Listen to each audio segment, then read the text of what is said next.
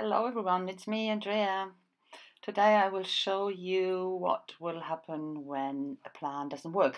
Again, no, it did work, but I will talk you through. So I'm up here for a mixed media page inspired by Gerda Lipski. She has a YouTube channel here and I really like her stuff. She's fantastic. So I put down a thick layer of gesso and then go over it with loads of layers of different for texture with different tools I use.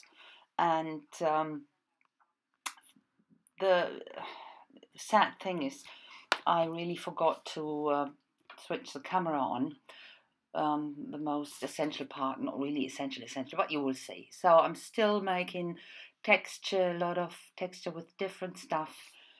And then, yeah, you can see what it looks like. And then I use paint to go over it. And that's the part I miss. You can see here the paint is already on. I used watered down acrylic paint in ultramarine blue and burnt sienna, I think. Mix them randomly, not very mixed together, so that you have both colors in there. So now here I'm already working on to remove a lot of that to get the texture out. And I do that with dry cloth and afterwards, after dried, with a baby wipe as well. And that what it looks like basically. And now I'm working out some parts, light it up a bit more, give it a shape, sort of shape, nothing special. I wanted to highlight some areas here, do that with a baby wipe. And so far my plan worked quite good. And what I did now is different paint. I started with a grey, mixed with a bit of blue to shade the edges of these structures. And then go darker and darker. The next step is I'm using or mix it a bit with black, and then at the end the third step was mixing with blue and etch all the shapes I've highlighted there. So, and what I did next was that's still this putting the paint down. That's again watered down acrylic paint, and then I go around the edges with a Stabilo 1 to work it out more, to have it highlighted or to have it shaded or make it more pop. So that's what I did. Go over it with a water tank brush, and inside I used the white Stabilo 1 to have a few highlights inside that quarter. So, or rectangle. So, and then I started to use my Inca Gold, and that's the chocolate one, and go over the whole page. And it really looks great. That the whole texture comes out, and fantastic. I will show you close up afterwards. It really looks great. No, I'm not showing a close-up afterwards, as I can see here. Sorry. But then I thought, great background, but I couldn't make it work with something, and I didn't want to leave it like that. And that's what you normally do when you have something that doesn't work for you. You set it aside, and then it sits there, weeks, months, whatever. And I thought, come on, when it doesn't work as a page, it might work as a card or cards. So I have my frame here and have a look for the best parts where the most stuff is going on or the interesting stuff is going on. And then I cut the part. They are all the same size, and I ended up with 6 parts. I think it was 6 parts. I made 6 cards from that. And I had some stripes left over, but even them I used. You will see that afterwards. And that's for me a way you can use background that doesn't work. As a background they're great, but that's it. I couldn't really make it work with something, so that's why I cut it up, and I have these 6 nice pieces. And to make it work nicely, I matted them. This one directly on a gold mirror card, and put it down on a black cardstock. But that wasn't. I needed something else, you know. I glued that down, as you can see, and put it on a white card base, but that doesn't work, so something was missing. That's why I matted that piece on the gold mirror card as well, and that did the job. You can see how I measure with my fingernail. You can see that I make marks, and then I cut it. I'm not measuring. I'm a bit annoyed by measuring, so it works for me. It's not perfect, but it works for me. So that looks much nicer.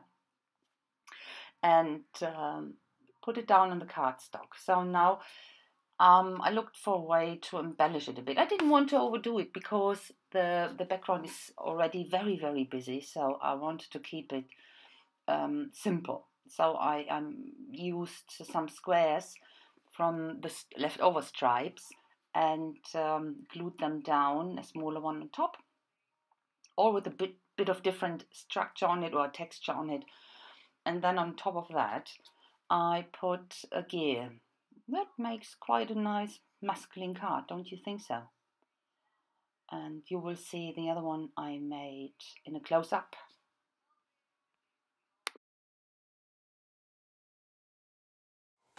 Okay, I finished the cards, and I want to share the result with you. As you can see, I put some of them on white cardstock and some on cream, so don't know what's nicer. I think both is okay. And basically I did everything to every of this card the same. Black cardstock matted on gold, or this gold mirror card, and the cutout from the mixed media page as well. And then I embellished them. This one is from the leftovers I had. I showed you that this cut-ups, it wasn't exactly the whole page, and I had some bits left over. So I used them here and laid 2 of them on each other in different sizes. And on top of that, I glued an embellishment. That's a Vespa, Italian Vespa, because I thought when I looked into the background, that looks a bit like Tuscany area here. There's trees, the typical trees, and that's what I thought, with the sky. And yeah, and I know exactly who will get this card. You know, I have a friend, he's absolutely keen on Vespa. He has a Vespa, and he's such a fan, huge fan, that I thought that would be, or make, a fantastic card for him. So that's already gone in my mind. So next one, I used this leftover cutouts as well, and used my crocodile here to make holes and put the thingies in. Yeah, you know what I mean. I'm out of the names at the moment. So, and that was not really balanced then, and I thought I have to put something down here as well. And as a little twist here, I put this gold from the mirror card. I cut a ring, that's made it for me. No sentiments or words. On my cards, most of the times I'm not using sentiments or words, depends on, but most of the times for giving them or to sell them, for example, because it's much easier when you're only having birthday cards or thank you, whatever, then you are very limited to use it. So a lot of people prefer having it without, so that's why I rarely put something on. So that's another one. As you can see here, I matted 2 of them, and on top of that a little tree. That's a charm. Actually everything Here it's the Vespa as well was a charm. So that's it. And here, that's the only one I put a greeting on. Happy birthday. And I used this gold mirror card. And a little leaf, that's a charm as well. So this one I showed, that was the first one. The only thing I put on off camera is this. I had the black edging, but with the white one it's so much, it pops more, so you can see that much better. And that's the last one. You know, I used my die and some dies here to make this circles, and I thought I would use them, but I didn't use them in the way I thought about. And then I saw this negative and this, and I thought that would make a great embellishment, and I used that, glued it on and edged it in white as well to make it pop more. So that's it. Made 6 cards out of this journal page I made. You know, that happens sometimes, that you make a background, an art journal page, you make a background and you are not sure what to do with it. Nothing works, and so that's why I had the idea to make cards. I make a lot of cards from leftovers.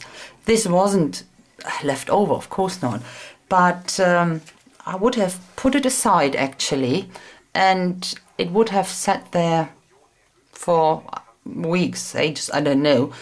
And I would go back to it all the time and think, oh, what can you do? What can you do?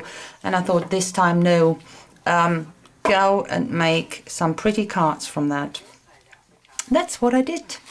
So I hope you like it. And I thank you a lot for watching. And I hope I see you next time with a new video. So have a nice time, guys. Bye-bye.